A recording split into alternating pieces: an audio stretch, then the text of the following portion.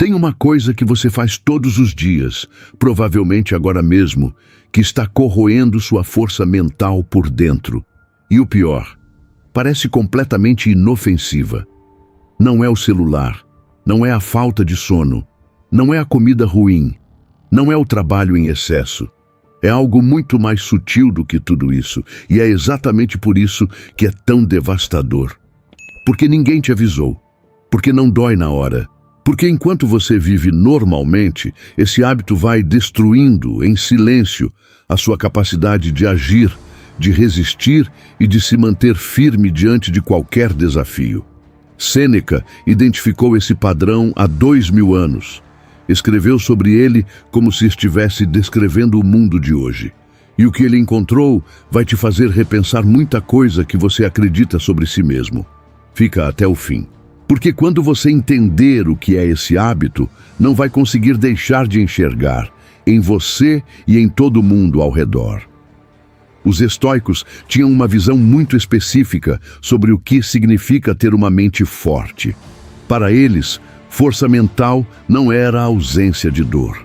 Não era não sentir medo, não era não sofrer, era a capacidade de funcionar bem mesmo sentindo tudo isso. Era agir com clareza no meio do caos. Era manter o julgamento intacto quando as emoções queriam tomar o controle. Marco Aurélio governou o maior império da história, enquanto enfrentava guerras, traições, epidemias e perdas pessoais devastadoras. Epicteto viveu como escravo, sem liberdade sobre o próprio corpo, e ainda assim desenvolveu uma das mentes mais livres que a humanidade já produziu. Sêneca perdeu fortunas, foi exilado, viveu sob a ameaça constante de um imperador instável e escreveu sobre serenidade como quem realmente a conhece. Esses homens não falavam sobre força mental como teoria. Falavam como quem testou na prática, em condições extremas, o que realmente funciona e o que não funciona. E o que eles descobriram é que certas formas de pensar, certos hábitos mentais, enfraquecem a mente de dentro para fora. Como veneno diluído, você não sente o efeito no primeiro dia, nem na primeira semana, mas ao longo de meses, algo começa a mudar. A capacidade de agir diminui, a resistência emocional vai embora, a clareza de pensamento some, e a pessoa fica se perguntando o que aconteceu, sem conseguir identificar a causa. Sêneca chamava isso de corrupção silenciosa da vontade. E o que a causa não é nenhum trauma, não é nenhum evento dramático, é um hábito cotidiano, repetido em momentos de tédio, de espera, de insegurança, um hábito que parece completamente normal, porque todo mundo ao redor também faz. Você já sabe o que é? Antes de revelar, deixa eu te mostrar os sintomas. Porque você vai se reconhecer, e quando se reconhecer, a revelação vai ter um peso muito maior. Primeiro sintoma, dificuldade de começar. Você sabe o que precisa fazer, tem clareza sobre o próximo passo, mas fica adiando, não por preguiça. Você não se sente preguiçoso. É uma espécie de paralisia que não tem explicação clara, como se a mente resistisse ao movimento sem motivo aparente. Segundo sintoma, ansiedade baixa e constante.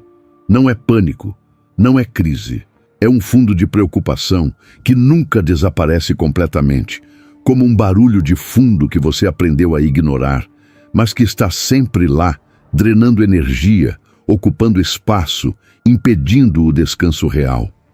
Terceiro sintoma, dificuldade de ficar no presente. Sua mente vive ou no passado, repassando conversas, situações, erros, momentos que já acabaram, ou no futuro, antecipando problemas que provavelmente nunca vão acontecer do jeito que você imagina. O presente fica escorregando, difícil de segurar.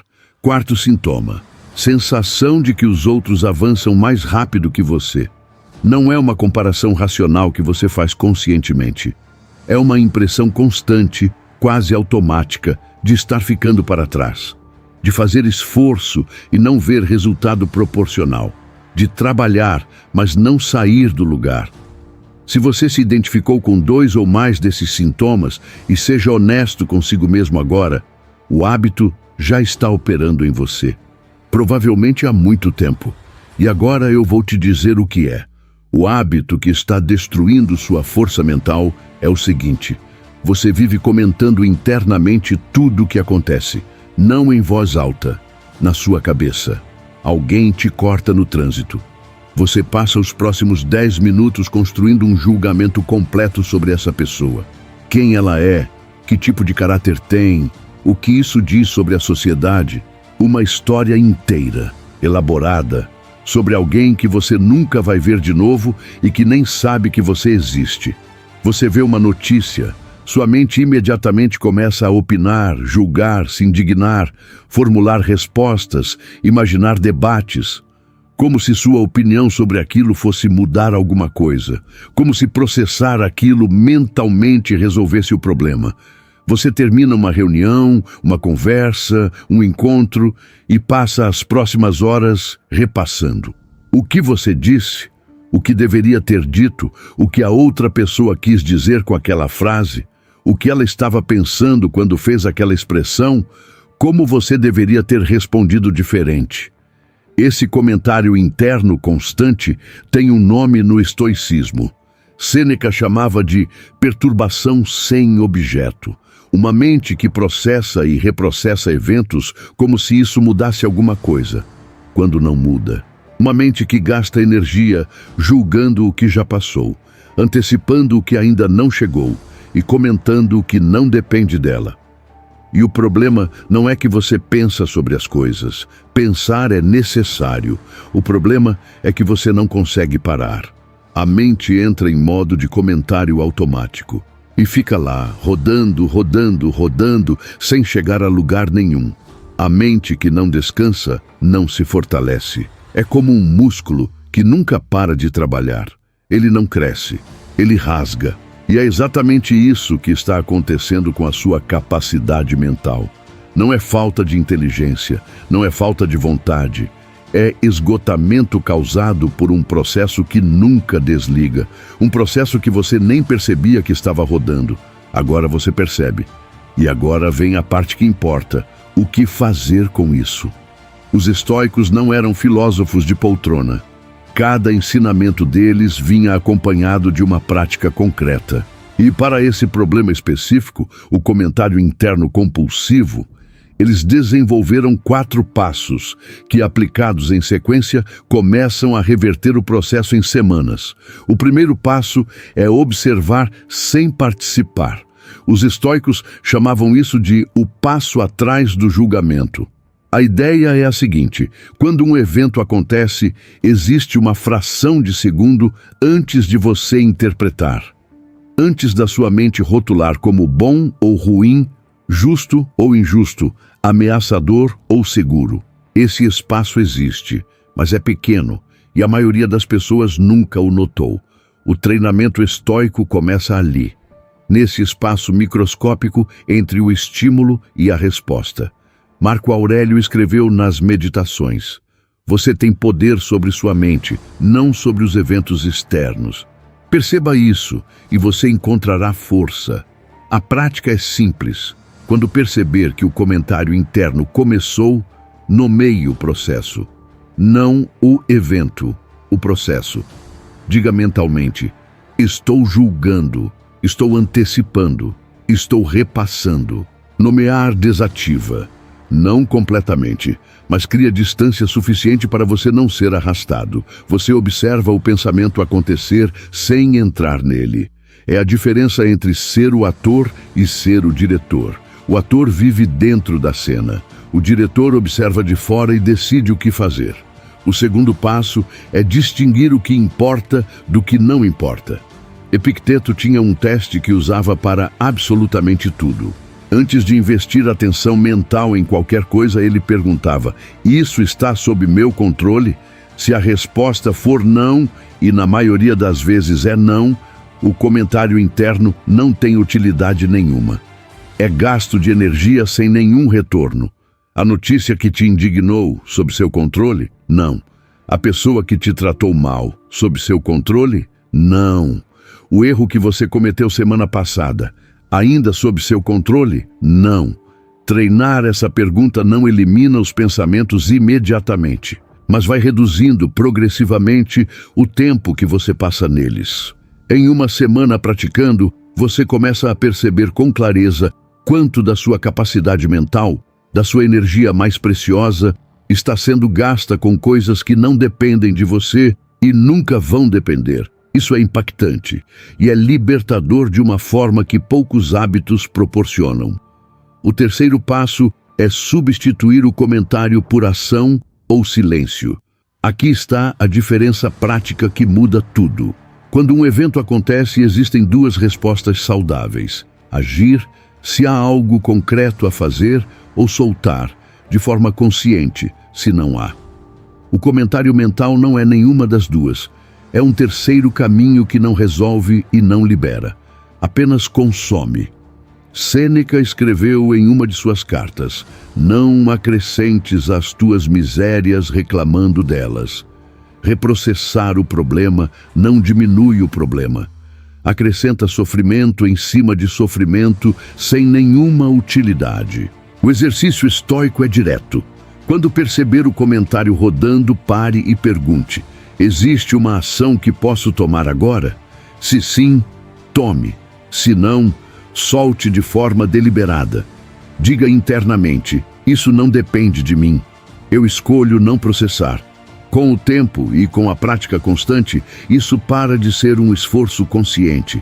Vira reflexo. Vira quem você é.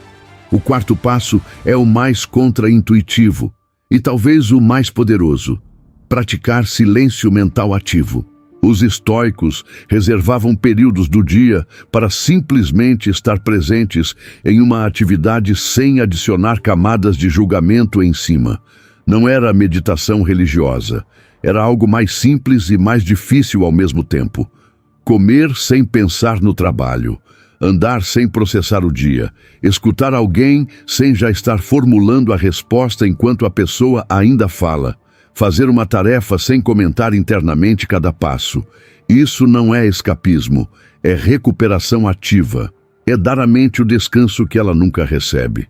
Porque uma mente que nunca descansa do comentário interno perde, de forma gradual e irreversível, a capacidade de foco, de decisão racional e de resistência emocional. É exatamente o que os 4 sintomas que descrevi antes refletem. São sintomas de esgotamento mental profundo causado por um processo que nunca para. 10 minutos por dia de presença real, sem agenda mental, sem comentário, sem julgamento, começam a reverter esse processo em semanas. É simples, é difícil e é completamente transformador. Agora preciso que você entenda o contexto do que acabei de te dizer.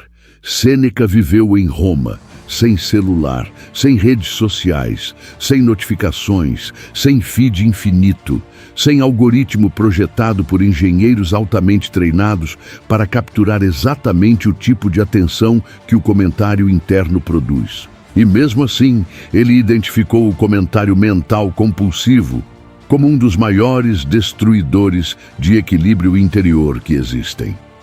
Imagina o que ele diria sobre o mundo de hoje. Nunca na história humana o cérebro foi exposto a tantos estímulos que pedem julgamento imediato. Post, notícia, vídeo, opinião, comentário, trend, polêmica, escândalo. Cada um deles é um convite explícito para o comentário interno entrar em ação. Cada um foi projetado para provocar uma reação: raiva, indignação, admiração, inveja, medo. Cada reação alimenta o comentário, e o comentário alimenta o ciclo. O estoicismo não foi criado para um mundo tranquilo. Foi criado para um mundo caótico, exatamente como o de hoje, para que a mente do indivíduo se tornasse o único ambiente verdadeiramente estável disponível. Quando tudo lá fora é imprevisível, volátil e fora do seu controle, a única fortaleza real que você tem é a sua própria mente. Você não consegue controlar o barulho lá fora, mas você consegue e precisa decidir quanto desse barulho entra. Isso é força mental real. Não é gritar que você é forte. Não é postar frase motivacional. É a prática silenciosa, diária, de não deixar que o mundo externo colonize o seu espaço interno. O hábito que está destruindo sua força mental não aparece em nenhum exame. Não tem diagnóstico. Não tem nome médico. Mas aparece em tudo. Na dificuldade de começar o que importa, na ansiedade que não vai embora, na incapacidade de ficar presente, na sensação constante de estar para trás. Os 4 passos que você acabou de aprender não são teoria. São práticas que homens testaram em condições infinitamente mais extremas do que as suas e que funcionaram. Funcionaram para quem governava impérios sob pressão constante. Funcionaram para quem não tinha controle nem sobre o próprio corpo. Funcionaram para quem vivia sob ameaça de morte enquanto escrevia sobre serenidade. Vão funcionar para você também, mas só se você começar. Agora, comece pelo passo 1. Só isso. Hoje, quando perceber o comentário interno rodando, em qualquer situação, nomeie. Diga mentalmente o que está acontecendo. Estou julgando, estou antecipando, estou repassando. Só isso. Por um dia. Uma coisa que quero que você faça agora. Me fala nos comentários qual dos 4 sintomas você mais se reconheceu. Dificuldade de começar, ansiedade constante, dificuldade de ficar no presente ou sensação de estar sempre para trás. Escreve aqui, porque você não é o único. E reconhecer isso em voz alta já é o primeiro movimento em direção à mudança. Se esse conteúdo chegou até você de alguma forma, é porque você está buscando algo real. Se inscreve no canal e ativa o sino. Toda semana tem um vídeo construído com o mesmo propósito, te dar ferramentas concretas para desenvolver uma mente que não quebra.